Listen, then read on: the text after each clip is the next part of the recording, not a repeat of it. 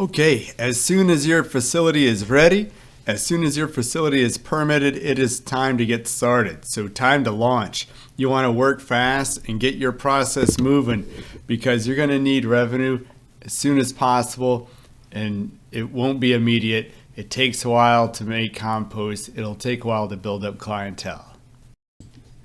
Now that you've actually got your business up and running, now that you're actually doing the thing, you really need to pay attention and constantly adapt. What's working and what isn't? And in particular, pay attention to customer satisfaction. They need to be able to develop a routine.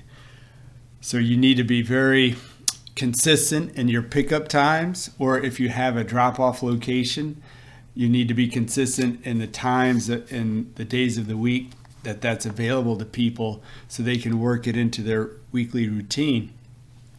Likewise, for yourself, you need to pay attention to the workflow. How much time does it take to do each of the tasks? Which things are really sucking up your time, perhaps making your business uneconomical? And how can you change that?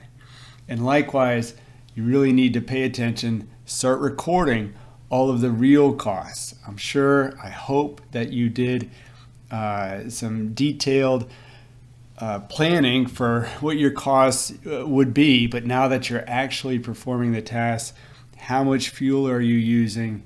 How many bags are you going through a week? You need to start keeping those records from the beginning.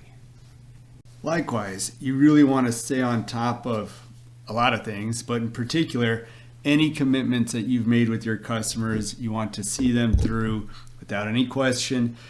And as far as neighbors, hopefully you've designed your facility and you're preventing a lot of the problems that could occur. But if there are any concerns, you want to address them straightforward and right away. This could be anything from odor, dust, animals, excessive birds, that kind of thing, or traffic. Now, also, again, our product takes a long time to process and to cure and to mature. And so you want to stay on top of that. The material as it's composting, keep on top of it. Does it need more water? Of course, you see me here wetting material if need be. Is it too wet? Is the density right? Does it need to get remixed?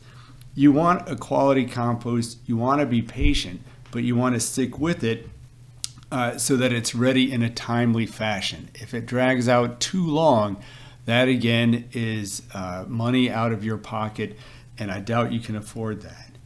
So anyhow, I wish you the best of luck, and I wish you much success.